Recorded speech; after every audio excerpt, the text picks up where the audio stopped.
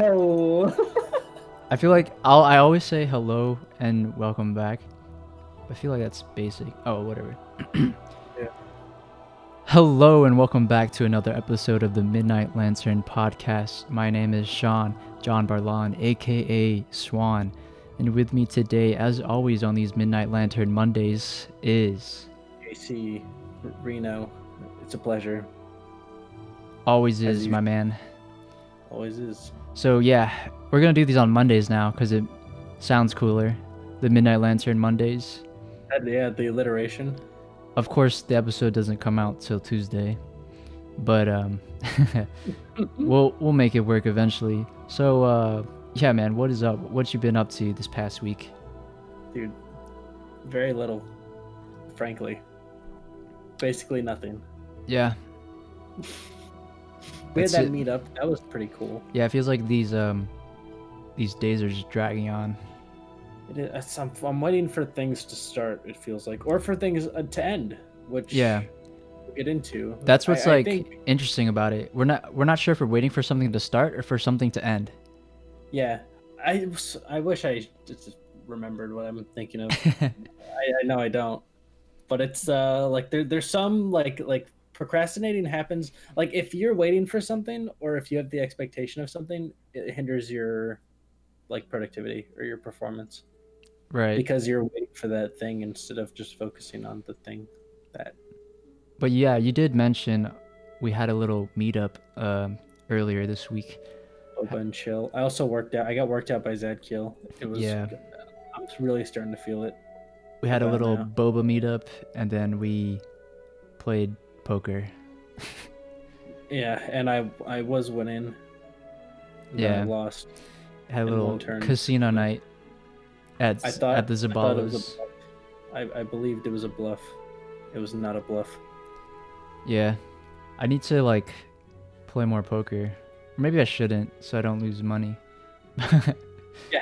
But it was definitely fun and chill to just see everybody, Yeah, it was a good because time. it's been a while since all the brothers had met up. It was the brothers. That's the thing. It's like at the club. It's an elitist club Yeah, of brothers. the brothers. Yeah, you have to have brothers of this age to join. Only. Yeah, for anyone out of the loop, which is like everybody. Yeah. So me, JC, and our friends Ed Keel are all in the same grade, and we're like roughly the same age. And then we all have younger brothers who are almost like a year younger than us in the grade below us. And so we grew up together, going to the same school for like 15 years almost. Yeah. So it's like our little trio.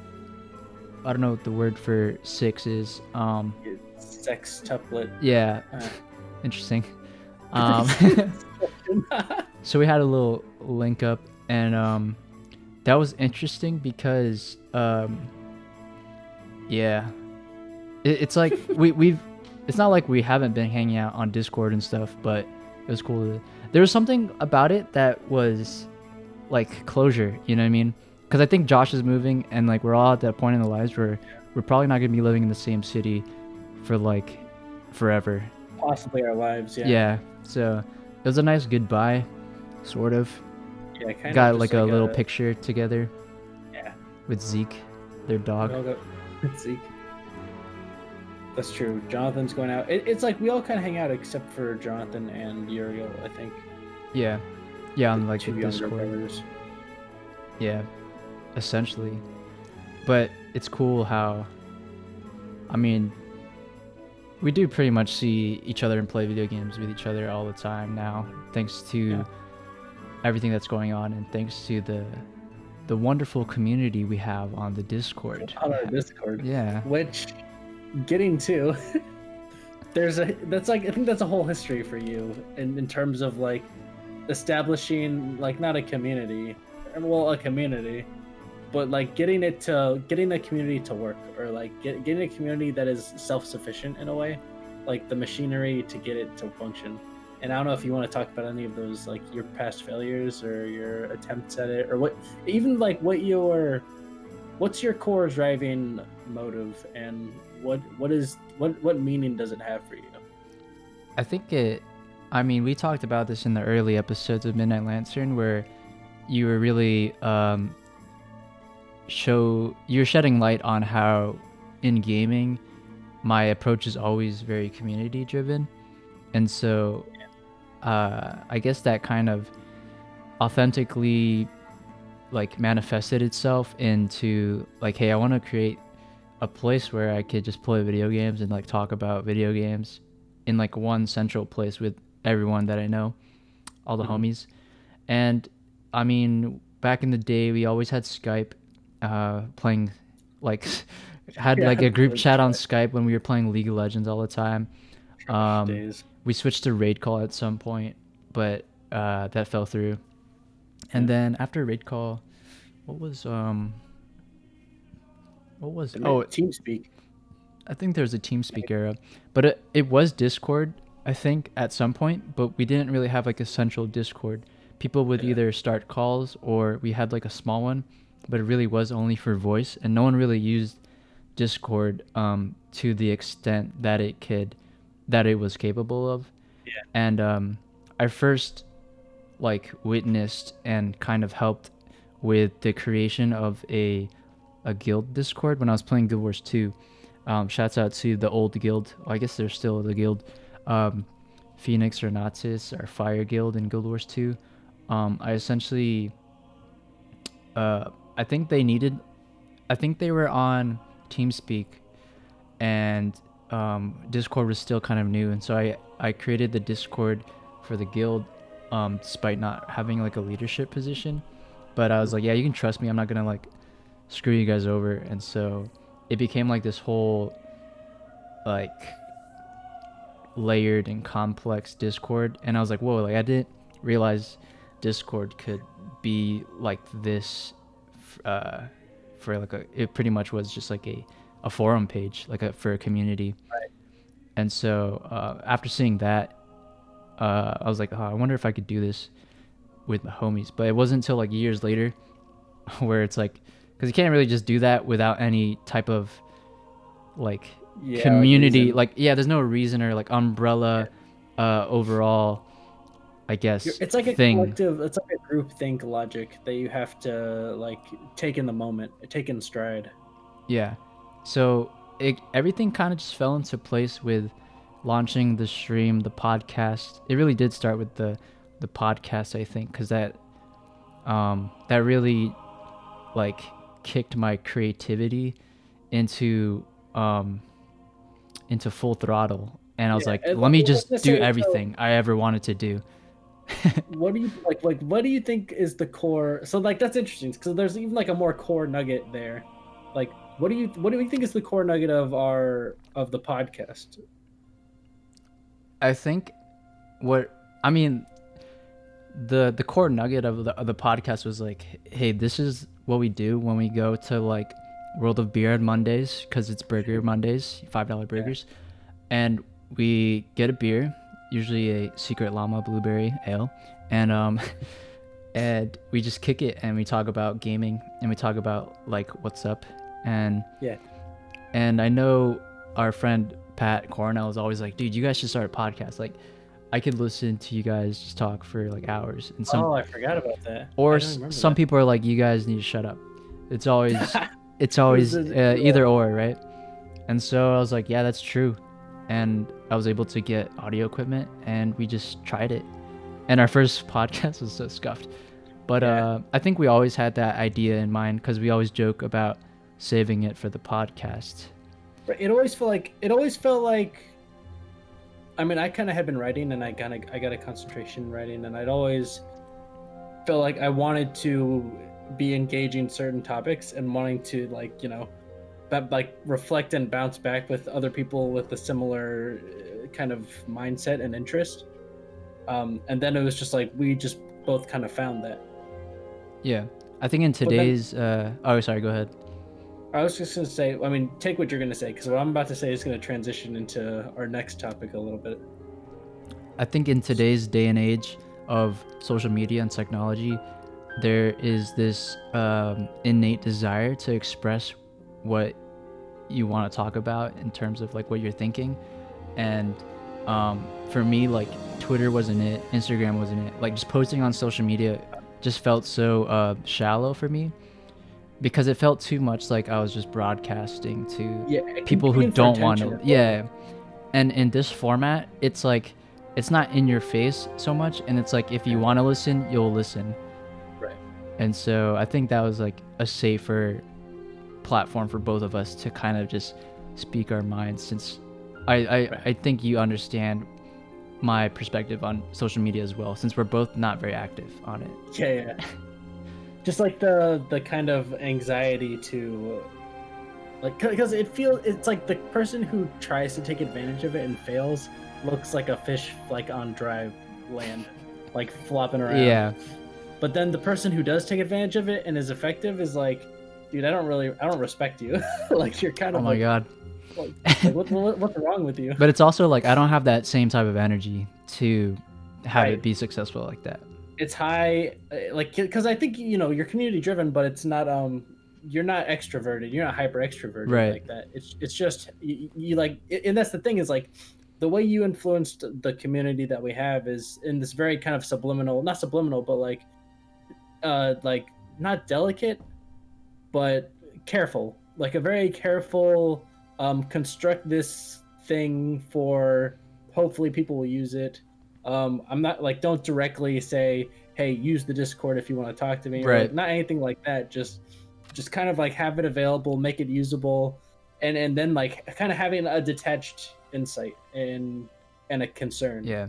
I mean, I couldn't Which have is not. Sorry. What? You couldn't have what? I couldn't have done that without like everyone else on board with it, like you and Zakil and Matt, and like everyone who's just like, yeah, dude, just do it, because like we're gonna use it anyways. Oh, right. To have it exercised. Yeah. And I think that's why like I can really do all of like stream and podcast and stuff, is just because like I'm not, it's not just me, even though like it's Swan Studio, you know what I mean? Like, yeah. But really it's just like a combined effort in terms of like putting your vision and creativity into it as well, and like guiding any. I always go to you guys first before like doing something, and that's probably why like I wanted to, that's like what my future ambition is, to like create that team of creatives and like content creators to pretty much do this essentially, to influence some sort of culture, or to create a product for people in the world. But yeah, what were you gonna say before that? What was I gonna say? Oh, I was gonna say, well, even then, right? Or even what is it? Even with even with us going to exercise it, it's still like kind of careful, or like not like trying to be forceful. And my other thinking was like, the nugget of the podcast, and in a way that you were explaining, kind of the Discord and just the community. I don't even know. Like, I think this is a topic you don't want to become very self-conscious about. But I think that in terms of like the nugget, I think to some degree it's because there are underlying honest connections, like and honest communication that happens. And some of that is like, having interesting conversations on our podcast. And in a way, that's like a seed of that flowers. And how I was going to tie that in is, that's like our conversation, say, which has its own narrative and has its own intrigue and has its own like space for people to reflect on, and how that affects the whole intricacies of the system. To me, that has a lot to compare in relation to narrative in games, and like what the place of narrative in games is, and how it affects the greater system of the game. Because here's how I'm oriented, right? As a person who's more, it's like neurotic, I guess, and like thinking oriented as opposed to like feeling oriented. Yeah. And systems driven, kind of, or systems curious. It's like bi-curious, but systems curious.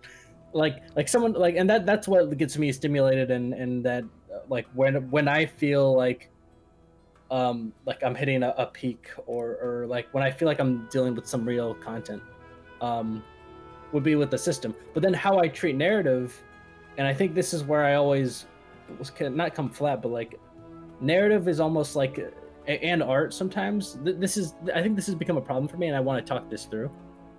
Um, is like just the marketing portion of the system I'm selling, which I don't think that's the only way to look at a game, and I don't even think that's the best way to look at it. So I was just wondering what, because I think you have a lot of focus on. I remember you talking about with narrative in Final Fantasy, Hmm. and also we talk about the narrative in Guild Wars and stuff. But like in your core idea of how a game works, um, where does narrative fit in for you, or like how do you think of that situation? Because I'm sure there's something. I'm sure there's some way, and that's Right. the question. Yeah. I mean, you mentioned my background is MMOs, right? So like, you mentioned Final Fantasy 14 and Guild Wars 2, and Mhm. honestly, the narrative elements of MMOs are always like the weakest point because there's so much more design and things you have to worry about as a MMO designer. So like usually the Yeah. story kind of falls short. And that's probably why I don't play a lot of single player games where the narrative is the focus. Yeah. Because to me it doesn't matter too much. Because if I wanted to play something for the narrative, I would just go watch a movie or something. Right. So that's like Okay. my perspective on it, right? If I'm here for the story, I'd rather just experience the story, not necessarily play it. And that's why I'm really into films, and like as a uh, filmmaker, I guess, like that's inspires me to like. There's my like experience with storytelling is like it's through film rather than through video games. Yeah. And so when I play a game, it's like, how does it feel? How does the mechanics and the design and the way the loot works and just like the elements of game design, narrative always comes last for me because I don't Yeah. really care that much as long as it's like The interesting system. enough. Like even if it's so archetype and basic, I don't mind because the game is fun. Like any ARPG is like you have to go save like this city because something's corrupting it, and so you're like Yeah. fighting the monsters and stuff, and eventually there's like a like it's kind of hard to be unique in my opinion when it comes to certain game Narrative archetypes. tropes. Yeah, There's exactly. expectations. um and so that's probably why single player games are so popular, because those games, they're not trying to fit a certain type of game. Like Yeah. MMO and like RPG, it's pretty basic. Like there's always going to be the hero and stuff like that. Yeah. Um, so I don't know if I forget what your question was, but like that's my thoughts about like narrative. Um, but another like on the other side of the coin of like me not caring about narrative, when I'm thinking about game design, like in terms of like of a game that we would want to design together, Yeah. um, my first instinct is narrative because I'm not a coder, and I'm not a I don't I wouldn't consider myself a digital artist. So the Yeah. only thing I could probably provide is story writing, and I did take. I'm also very writing centric like you are, but I just didn't. It wasn't my concentration in college or anything. Right. But But you I thought mean, about it. yeah, like I did want to be an English major, and creative writing was always Big deal like, for us. yeah. And so when it comes to thinking about game design, like how can I make your game, even like the game you have right now, like how can I tell a story through it that's unique enough, or maybe not even unique, but like interesting enough where it's like it will help improve the game. Right. And it won't hinder from it. And it, like, I know, like, just because of how I think, um, not not frail. It's like clunky narrative is in a lot of like MMOs and a lot of even RPGs, just because they're so grand and there's so much to do with them. Just it's a lot of breadth and like not a lot of depth. Unless it's Witcher 3, where you just get fucking everything for no like absurdly. I still need to play that. Yeah, you'll see. It's crazy how what they do. It's very impressive. But I wouldn't mind sitting in this space for a second if you don't mind, just like thinking about here's Witcher 3. Hops in chat. Just kind of the space for, because I was thinking about how there's something makes the game go, right? And it's also it's like something makes the community go. Mm-hmm. And I think that like a lot of times I compare I think micro events mirror sometimes macro events, and like the same kind of general shapes that happen, like the same things that happen in the group kind of happen within the individual to a sense. And even I think each emergent layer of quantifying something is like somehow similar things arise. So like what I'm saying is like, what am I saying? This is where we edit a lot. Yeah, definitely. But I think this is where, like, if you can stick with it, then you'll get something out of it. Right.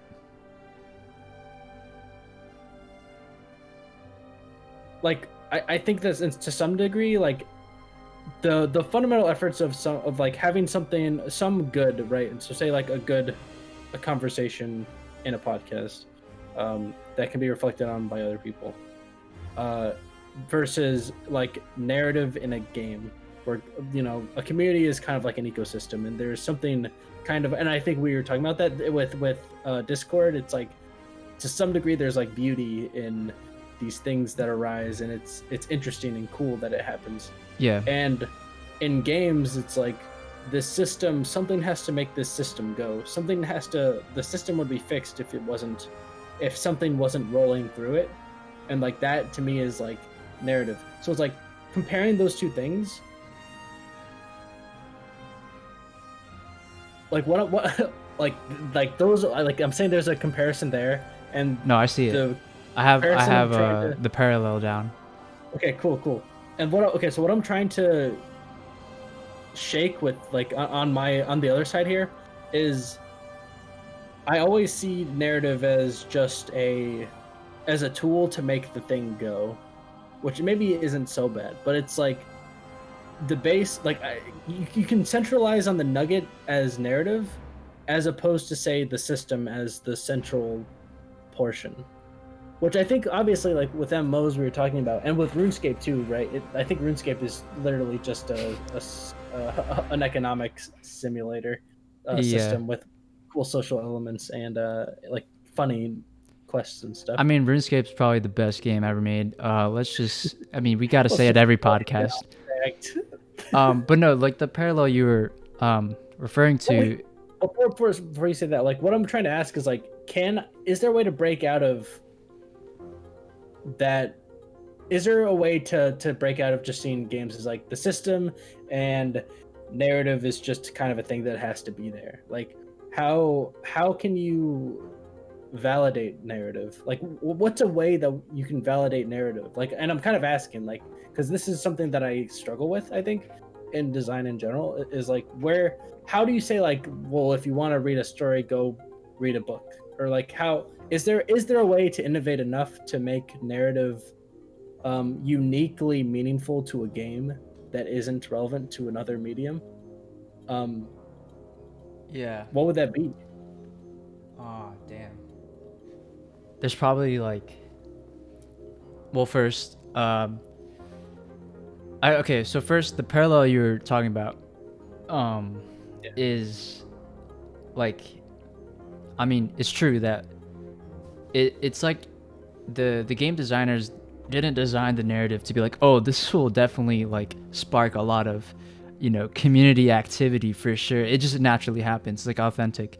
And I think that's a good sign of good storytelling. Like my examples are so niche, but because I don't play a lot of narrative video games. But like for example, in World of Warcraft, when the Lich King was dethroned, and like it's his son, and like and that whole interaction and that whole cutscene of him taking on the Lich King, because like the Lich King just continues on after, like that sparked a lot of, like there was a lot of what do you call it, Like reaction. There's like a lot of reaction to it, positive and good, and some bad, but like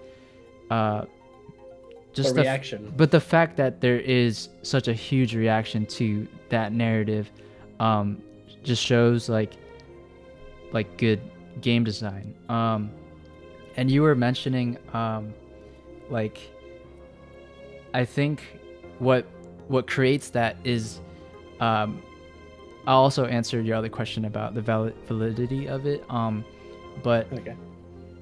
what I think what gives like this good reaction is building a story with characters that the audience, the player, whatever it is, can relate to and can like root for. You know what I mean? Like you're developing these characters throughout the whole game, and it's like watching a TV show or a movie. Like you get invested in it emotionally, and that's probably why there's so much, like that's just good storytelling.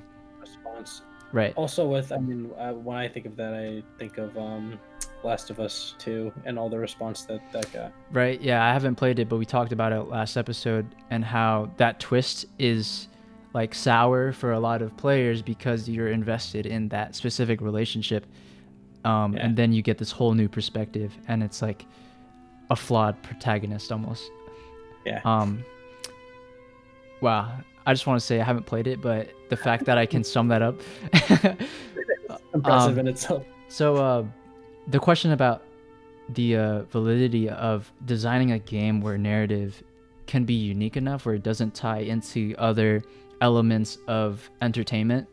Yeah, that it will even one, like not that it specifically wouldn't, but that it is uniquely specific to games that only a game could do. Yeah, I think that's when it comes into play where maybe like books could do it, but I think that's what's so attractive for RPG games, is because you create your own character, you're building your own story. And I think Guild Wars 2 tried to do that. Like their whole motto was, what's your story? Like that was literally their tagline after every commercial, was like, you're building your MMO character, you're the commander, and you have all these background options when you're creating your character, and they really do matter because it structures your quest line up until a certain point. And you're pretty much building the background of this character, and you're giving options in terms of, would you like to be ferocious or loyal, or kind-hearted to these NPCs in like every quest, and like that stems from a lot of character development from like Fable game series, where you're building evil versus good characters. There's like a meter for it, and I don't know if you can do that in like movies or other storytelling aspects, but maybe like books, where, what was that book series where you hop around on different pages depending on what you want the book to end? Your own adventure. Yeah, something like that. Yeah, I know Animorphs had one. Yeah, but it was a genre. But outside of MMO and like the Guild Wars 2 example, I feel like there is some kind of indie game out there where the narrative is so convoluted, and it's like maybe it is okay. The Netflix thing, Bandersnatch. Did you do that? No, no. The whole Black Mirror Bandersnatch thing was pretty much like you choose your path and like the ending, and that was pretty unique to the platform of a like a streaming Netflix, and so that was pretty cool. Yeah. And so I'm wondering if there's like a game like that where you kind of just hop around different. I'm sure there is, because there's so many like creative indie games out there. It's just hard to find them all. Yeah, And I think. Well, yeah, you go ahead. I mean, I was gonna tie it into um, game libraries and Steam and like for these indie games, how is Steam and like Epic Games Store able to become this opportunity for that? Yeah. Oh, yeah, yeah. But what were you gonna say before we? I mean, like, Well, like there was like a concept that, and I kind of accidentally realized, or like this isn't. I wasn't really thinking about this beforehand, but I kind of realized this is what I.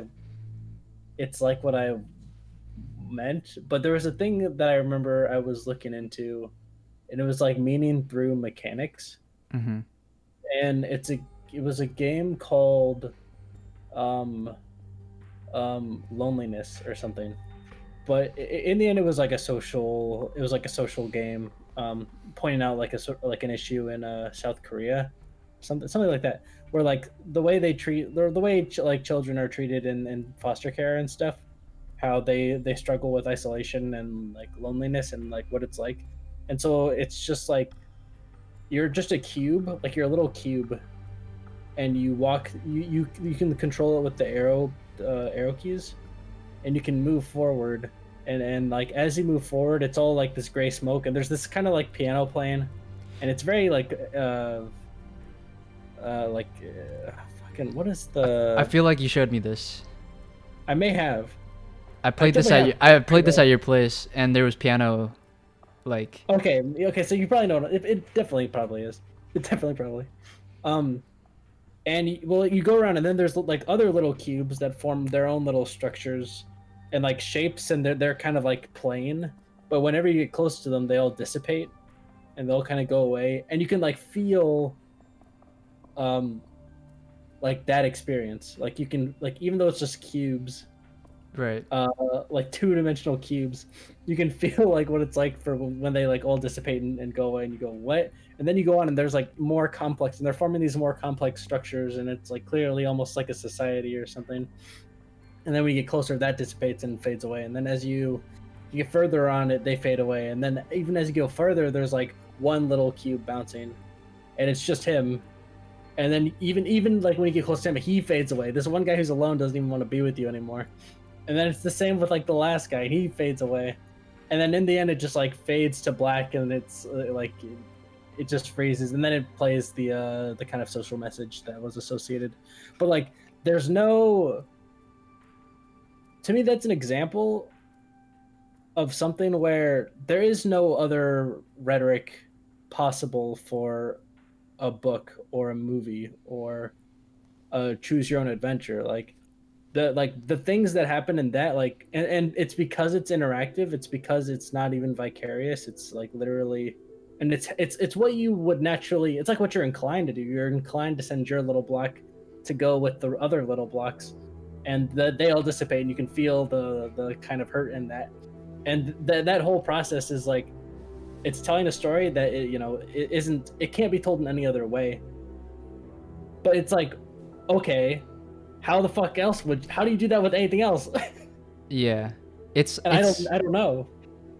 it's pretty much an abstract artist became a game designer, and It's exactly that. because what abstract artists do is they take that same emotion that you would get from, let's say, like there's a film about that loneliness, and it gives you that, your reaction is like, wow, I feel so lonely, and like that's just sucks because you see this character and he's just so lonely, and he tries to like not be lonely, and he just ends up being lonely, and you take that emotion and then he just abstractly expresses it in a single like project, and Right. then for that project it's like the game, and it, because it's like built like that, you don't have to tell the whole story because you're just experiencing it. And I think that's what the goal of a lot of art is, and like a lot of artists try to do, is where they try to express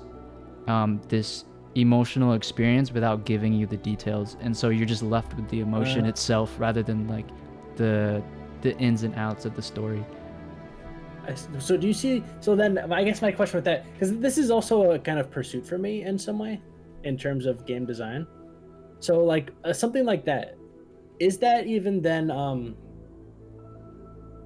then like a unique narrative tool, like communicating something uniquely only a game and an interactive thing can tell you, or is it just cutting out the fluff that you would get from, you maybe would have to read some extra like intro and conclusion Yeah, and that's a good question, honestly. Like, what comes to mind is, what if we made your Robot on a Hill a game, but it doesn't tell the story? It just leaves you with the emotion of what the robot on the hill is feeling. uh, specifically. Yeah, Well, I but I mean mean, that basically resolves in like a crisis. So yeah. So, Robot on a Hill is JC Reno's great poem JC Reno. um, about isolation, and yeah, it's just it's a dope poem. It's pretty Yeah, dope. JC Reno's a writer, no big deal. It's good. I think he compacts a lot of things. Not to jerk off my own shit. Oh, dude, But go ahead. I mean, we're the host of the oh podcast, my, yeah, we get to say whatever the fuck we want. We get to promote whatever we want. pretty much. Well, it's also about I don't know. I don't even remember really. Like, in fact, when I read it myself, it's like I get a new experience Every like time. That's just good writing. My God. Oh my well, it's not. It was just honest. Like, it was a place where I didn't know what it meant to someone else.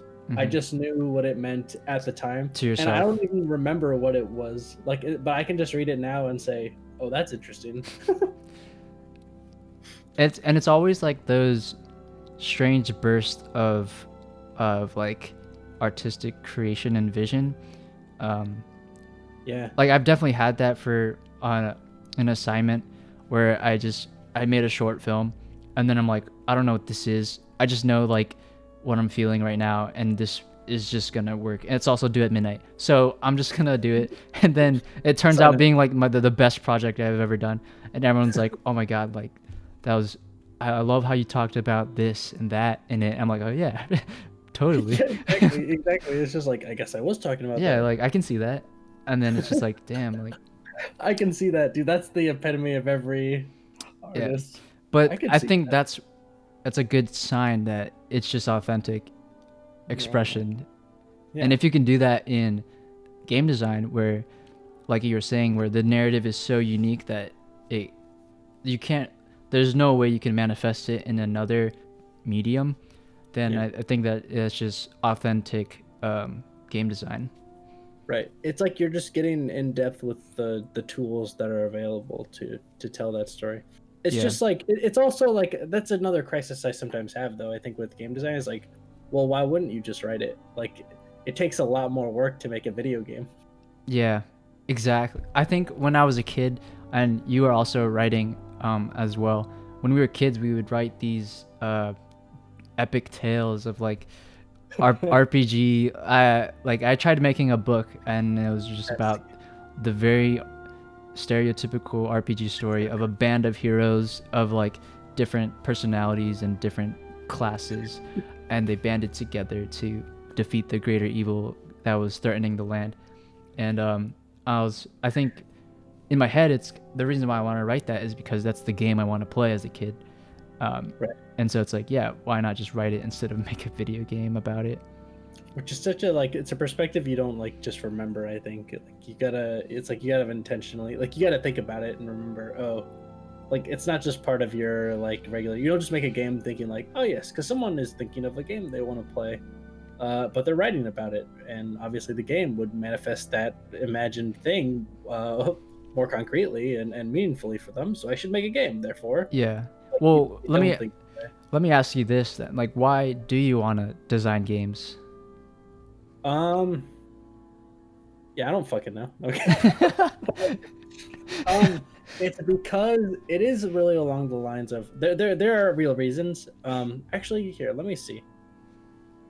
Um, so I actually do you want me to read some of my like my artist statement, which I'm gonna send in to some graduate Yeah, let's programs hear it. possibly. Let's hear it, man. Was okay, so it's like it's this, and I'll try to elaborate on it more simply maybe.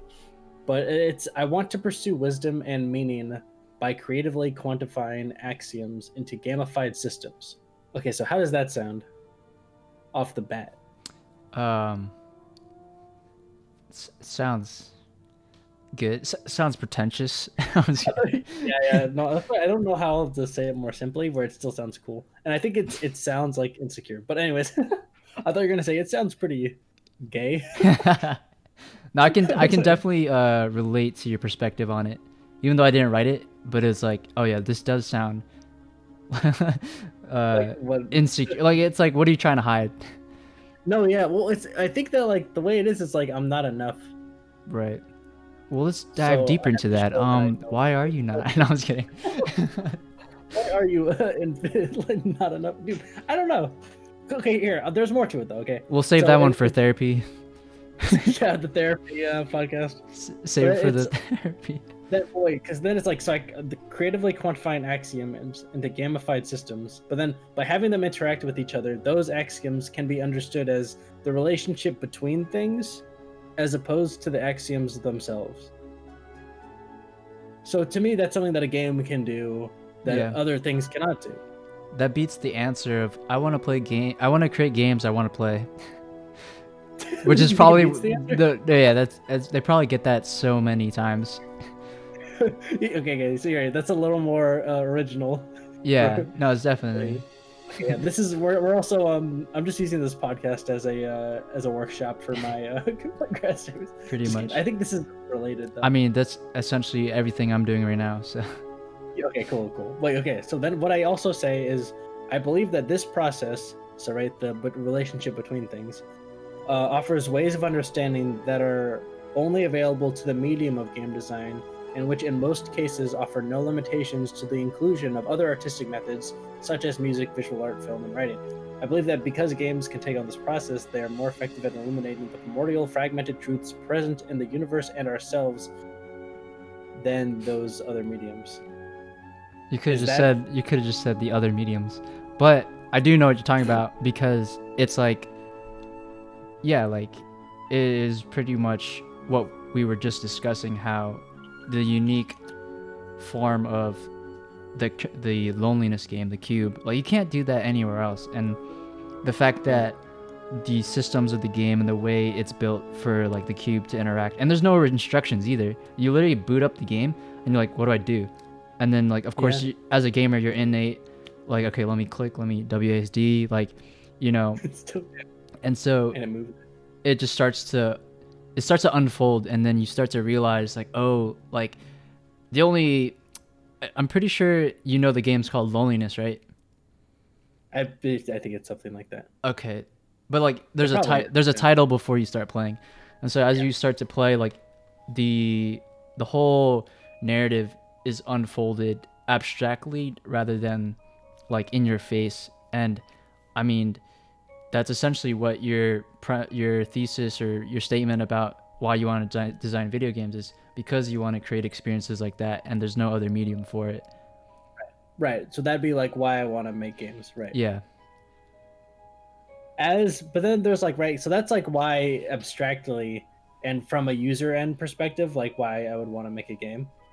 But then from like somehow what I found is like a game like as opposed to another art form is like it expresses the habits of the person way more than it does the ideas of the person, which is I don't know, it's weird but interesting. And so like it's like the process of making it, you have to be getting something out of it. Like I think you can't make a game just for the user end, Yeah, just like on the user unless perspective. you're like unless you're literally like, I work at this company 9 to 5 and I'm just gonna design this Yeah, game.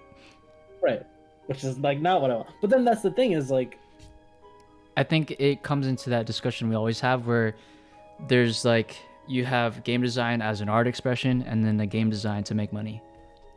right, And and they're yeah, different processes and they serve different purposes. yeah.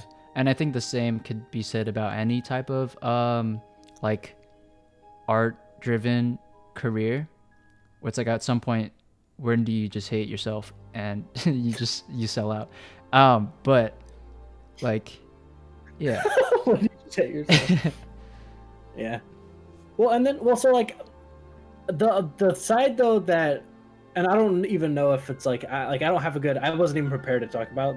I think this level, but it's like now that we're here, um, is like I'm not reading I'm not reading this because just to like jerk off of my opinions, but it's like with that it's like I still have doubts about it. And the like when you get into the work of making a game, it's like backbreaking. It's not backbreaking, but it wears you down. And so it's like at some point you have to answer those questions. And it's like so I'm like even asking like, okay, well what do you think about that? Like is that true? Like are our games really a unique expression? What do we need? Yeah. I mean, yeah. It's I literally today I'm like I'm gonna quit gaming because it doesn't do anything. So like, the fact that like as I mean I'm pretty much a gamer. I mean all my friends are gamers, and it's like this is pretty much like an identity that we can like label, and then Yeah. it's just like oh yeah, but it doesn't really Because like it's like an existential like quandary. of like yeah this like if I just stopped gaming like nothing would change. Yeah. Well, yeah. And it's weird, like, cause that's what I've started to do for my breaks. Whereas before I might look at like a social media or something, I just look out the window. Like I just do nothing and look out the window. Like that's my breaks. Yeah. And it's weird because it's like you have this anxiety of missing out on something, but when you go do that, you're just like, oh, I'm not missing anything. Yeah. I'm just Wow. looking out the window. You should take psychedelics. No, I'm just kidding. I can talk about my my quasi psychedelic experience that why I don't respect psychedelics. We'll save it for offline. Offline for the offline. Join the Discord. Yeah. Check the story. But yeah, like your answer beats my answer where like I want to design games even though I'm not really a game designer, but like I feel like I think like one, which is weird. Probably because I just hang around you and other game design focused people. Is I just want to design a game that I want to play because these guys are missing a lot of key components to like what a good game to me is. And so I mean we've talked about building an ARPG with like the resource gathering of Minecraft, but then at the same time making progress actually valuable like how RuneScape does it, and then putting it into like a system like Diablo 3. But I mean who knows when that will happen. But now that you've kind of elaborated on why you want to design games, I don't know if that like aligns with your vision, because my game kind of sounds like a game that is like it's less of an art form and it's more of just like a system. Yeah, but like that's the thing is like the creating the system is like that's kind of my bread and butter. Like it's so engaging. Oh, okay. It's just when I get to the point where it's like, okay, why do I actually want to make games like from a fundamental perspective? It's like I have to answer these things, and it's also like, and I ask them too because it's like the same thing with the like with like a community approach or like a like isolationist, like what I was saying before, where it's like I don't really see the things you would see, or like I don't really like give credence to the opportunities that you would recognize, and so it's like I just would like so it's like in this space it's like okay, I wonder if there is a way to think about this that isn't the way, but I think it's just like it's a matter of how far along you are with game design. Yeah, interesting. Because to me, it almost like I don't know if this is the right analogy, right? So like I say to a lot of people, oh, I'm an art major and my focus is filmmaking, and then they're like, oh, okay, so like do you want to make movies?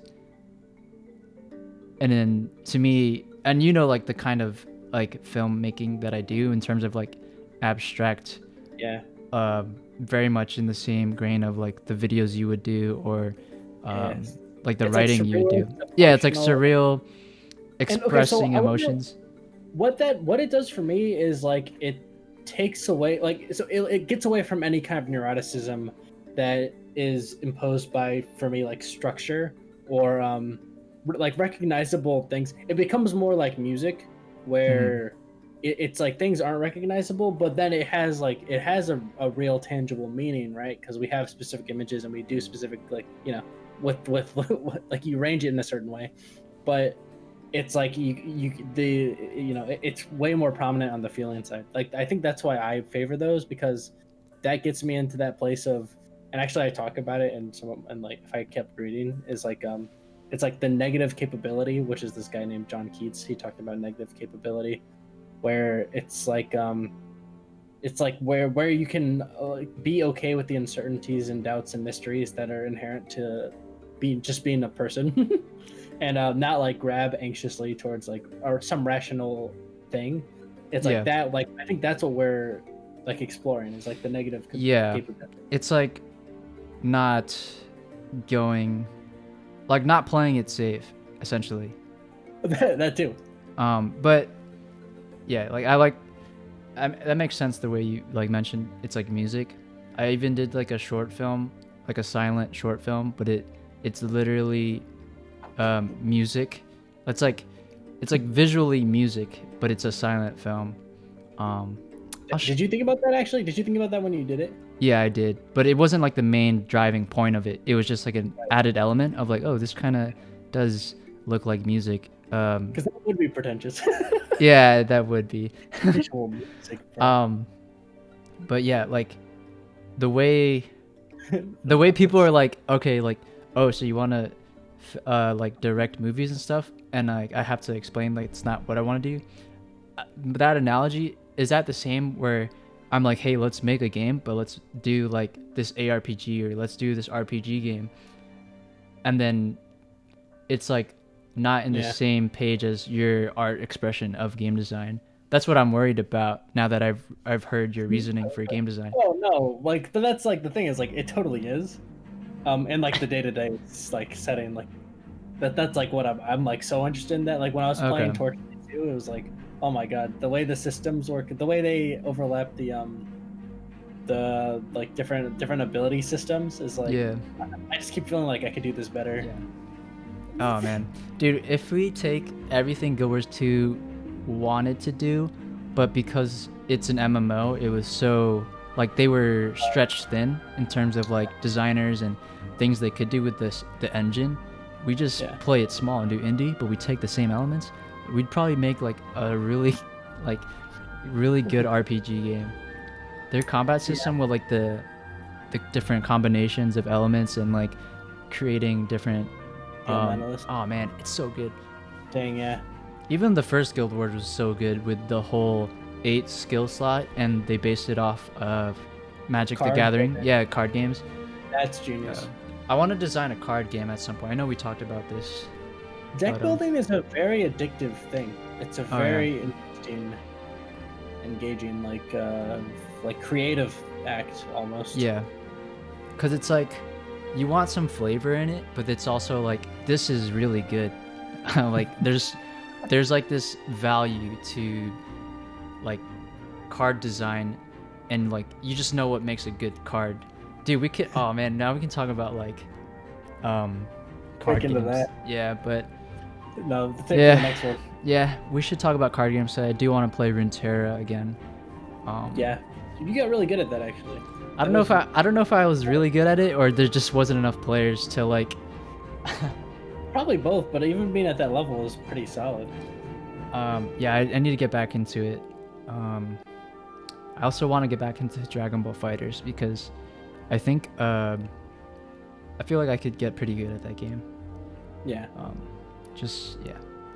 But looking at the time, we are about 55 minutes in. Yeah. Is there anything else you wanted to discuss on today's episode? I maybe in the lieu of like you may want to cut out a lot. Mm-hmm. Do you want to talk about the procrastinating completion? Or is that, you think we're at enough? My only thing is like, yeah, we can make it fast. Yeah, all right. Yeah, you can go ahead and mention it. So I was gonna say is like almost like I'm asking about this, like in a way, like me having doubt about like my artistic purpose for game design is a form of procrastination. Like it's like instead of owning my answer, I kind of just sit back. I kind of resist. Like I hold back and don't like I don't go forward with the ideas I have. I sit with them and get anxious about them, and it's the same with for me recently making a program that I've been working on, and like I'm afraid, like I only have 5 more lines of code essentially to complete it, but it's been like a week, and why haven't I done that? Right. It's partially it's like the anxiety of like what if it works, and like what if I'm successful, because it's a difficult thing I'm trying to do. It's like, and if it's successful, it's like there's some anxiety there that it's like I don't even want to find out, but I have to eventually. But yeah, and yeah, I know we should not get too much into this. Yeah, like I'm working on this documentary film that I've been working on for like 2 years now, and why has it taken 2 years? Because I'm a perfectionist, and like I keep adding a lot of things to it, and then like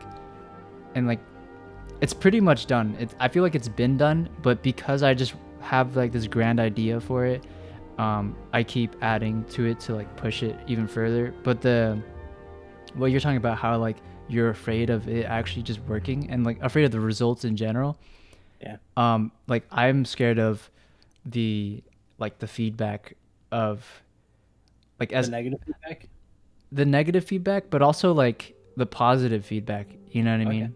Because it's like, I don't know, like the fact that there is feedback, you know, because people are like seeing something that you've worked on for so long, and it's just it's very vulnerable. But I mean, yeah, like it's essentially done, but right now I'm like waiting on another team member to like also do things to it. But like at some point I should have just been like, let me just get this out so I can continue working on the next one. Yeah, because it's kind of like wasted potential almost on like something that you could just continually work on. And I think that's what has been a driving factor for our podcast. Like if you go back to our other episodes, we're just like, yeah, it's gonna be shit, it's gonna be scuffed, but we know there's gonna be way more. And like, what episode is this? This is like 5th technically, but it's 4. Yeah, so it's that on top of Savor of the Podcast. This is like our 12th 11th recording. Right, yeah. And so like, I mean, we started this in February. We did like 1 episode in December, but like, you know, we've like started getting used to it, and now it's just become this thing. And so yeah, and it's like I don't even think people listen, but it's just I feel like it's a healthy way to express our own creativity. And going forward, I feel like as introverts this is pretty good for us. Yeah, just to be able to talk. Yeah. Definitely. And I think that is true, like with even with both, like it's with both of the projects, like with in terms of procrastinating completion, it's like it's because it's like the penultimate, and it's like you don't realize that like even if it changes things, there'll just be more stuff after. And I mean, yeah, like you don't want to close that door, which is what we always talk about, how the closing doors literally the end of that system. It's like the last bit of the code. Think of it. And the end of that system. That's a good way to. Yeah. So, I mean, it's scary, but you just got to we got to keep pumping out more content. Okay. But we can talk about more about that specific topic. There's like a lot to unpack in terms of, you know, like fear alone, you know, is like in general. Dude, again, we don't really get the content out, like, or like we discover the content until after. Yeah. A big fear of mine is realizing too late that I've spent the best years of my life grinding a video game that won't pay the bills and doesn't make me happy. My greatest fear, though, is that people won't be ready to handle my movement for at least another decade. Those are true. I mean, Real anxiety. there you have Deep it. night. But looking at the time, it is We're about an hour in. Yeah, it's about an hour in with some cuts. You know, we talked about the Discord. Hop into our Discord, by the way. Yeah. Links are in the description. We talked about the narrative of video games and also other mediums in terms of our own art visions and approach to life as, I guess, artists. We're both art majors. I guess, yeah. Weird to say. Dude, it's like Kanye with like, I have an art degree. I have an art major. Yeah. And then we wrapped it up nicely with some abstract thoughts on procrastination. And what else did we talk about? We talked about a lot, but any last words before I end you? Just again, we find the core like fucking nuggets that will allow for like a much greater conversation at the end of the conversation. Yeah, it sucks. I mean, that's probably why we always go on forever. If you ever meet us in real life, there's just always the next step. We transition very well to just random things and we just roll with it. Just where it goes. Yeah. But for the recording, we'll have to end it. And so thank you guys for listening. Shout out everyone in the Discord for hanging out. You can follow JC Reno at the links below. You can follow me at the links below as well in the description. If you're on Apple Podcasts, go ahead and give us a 5-star rating and we'll read it out on the next episode. Oh, wow. So leave us any comments. If you have any comments on YouTube, smash the sub button. Like, comment, subscribe. There's no comment thing on Spotify. So if you ever want to comment or at least just give us feedback, you can either do it on YouTube.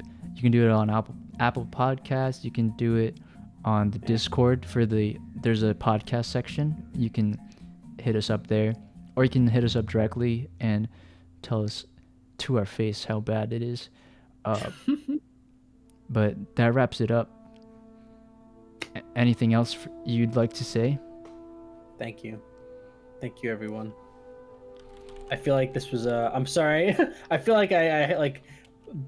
The time I have the least to say is when like we're talking the most. So I feel like I don't know. I'm sorry. So I'm sorry. Wow. I'll cut that. Okay. Give us a good conclusion and I'll cut it. Okay. I think we talked about a lot of really interesting topics and I'm grateful for the conversation and there's a lot more to say. But unfortunately, we have to end it here and look forward to the next. And as always, we'll save it for the podcast. This has been the Midnight Lantern episode 4 or 5. Thank you. And we are out. Bye. Cue the tavern music.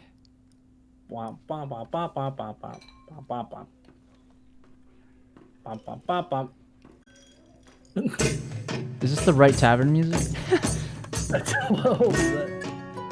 Oh yeah.